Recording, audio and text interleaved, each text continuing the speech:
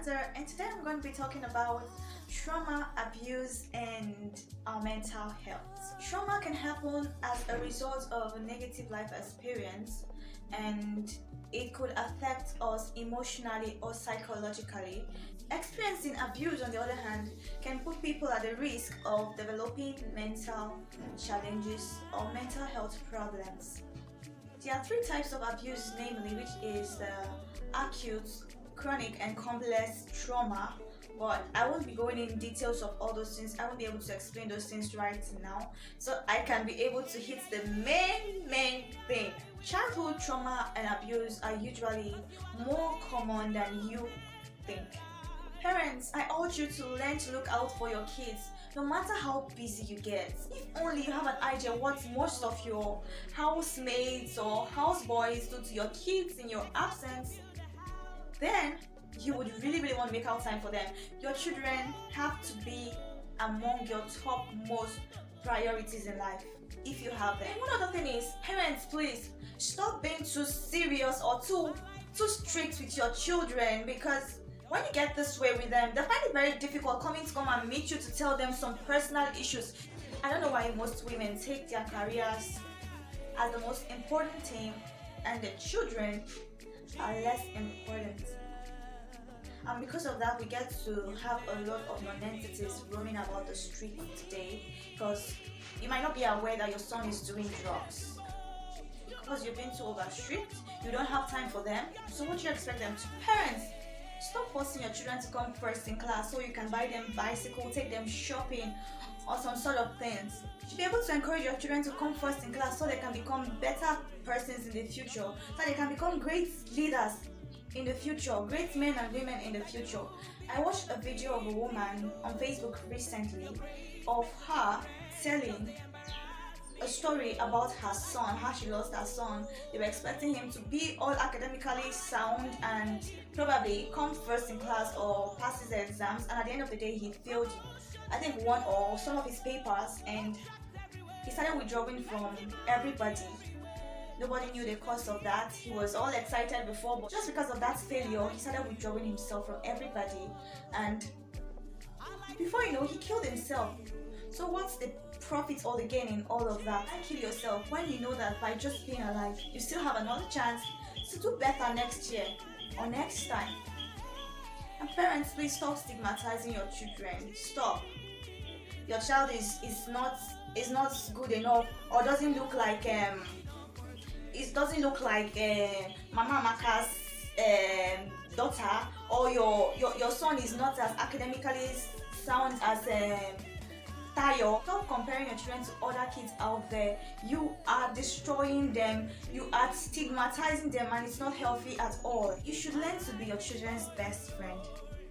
Learn to be their best friend, so that when there is a problem out there or when something bad is going on with them, they can be free enough to talk to you about it.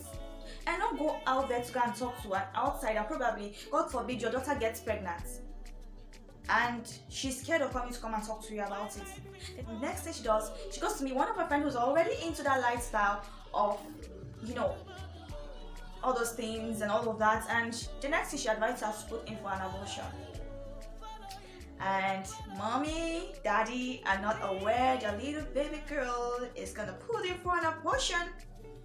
The only time you get to find out, God forbid, is when you realize your daughter has done it and she probably has lost her womb, or she's lying lifeless at the hospital. These are some of the mistakes parents make. The parents look out for you, at least. You should do better for your children, right? How about those children that are sexually abused? Parents, learn to give your children this sense of freedom around you, this sense of friendship, warmth, and belonging, so they can feel free to talk to you about problems, their issues. You as an adult, you've been abused before, you've been traumatized severally before. I understand what you're going through. I understand what you've been through. Sorry you had to go through all of that. Sorry no one was there for you. It cannot be reversed. We cannot turn back the hands of time anymore. The deed has been done. The mistake has been made. It's time to move on. Or probably you're a single mom because you live the reckless lifestyle of following men, or probably prostitution or something, or maybe something bad must have happened to you because of a mistake you made, or maybe an abuse or something. I feel your pain. I understand what you've been through. I understand what you're going through, but you can come out of that situation. But you can come out of that situation very strong. I understand all those flashbacks of abuse from an abusive lover, husband, betrayal, heartbreaks. I understand all those flashbacks. It has happened to me several times. When it comes like that, you find yourself battling or fighting with yourself, sort of. You fight with those things and they don't seem to want to go away. But the problem or the mistake we make most of those times when those flashbacks come is that we decide to sit and dwell on those flashbacks. Dwelling on those flashbacks is only going to make things worse for you. It will only make things worse for you. So this is what you should do when those flashbacks start coming, when that depression wants to, get a hold of you and shake you, and all those things. Got a perfect solution for you if only you follow them well. First and foremost, forgive yourself and everyone else involved in the process of hurting you. Then secondly, start building on beautiful moments each day, which will turn out to become beautiful memories you can dwell on. Next thing you should do is start doing those positive things that excite you. Probably going to watch a football, watch a movie, read a book, write a song, sing a song, or any of those beautiful things you do that will excite you. Then one other thing you should know is that whenever those thoughts start popping up, those flashbacks, oh, I understand how those fights occur in your head. You just imagine yourself, imagine your lover beating you up, or imagine that guy raping you, or you imagine stuffs in your head, or imagine that lady abusing you, or stuffs like that, or imagine when your boyfriend or your husband cheated on you. When those thoughts start coming up quickly, if you know someone or if you have a friend, you could call someone you could confide in, not really calling the person to tell the person, oh, flashbacks are coming, this and that. No.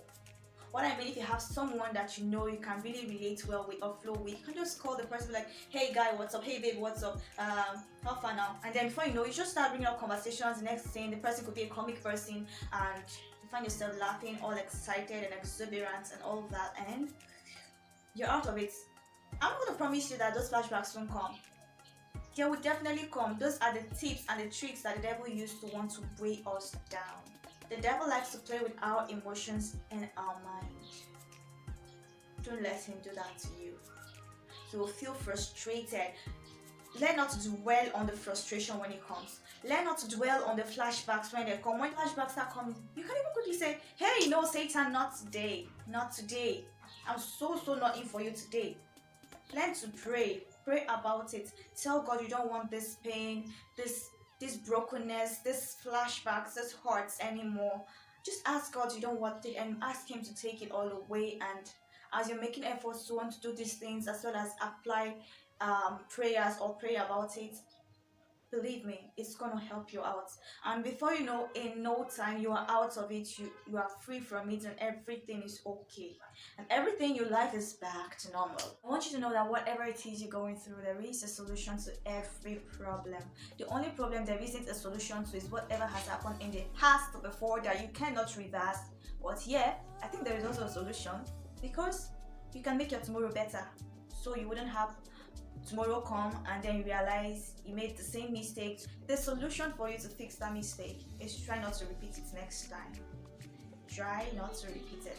Don't forget to invite your friends to subscribe to my YouTube channel and share this video to your friends as well.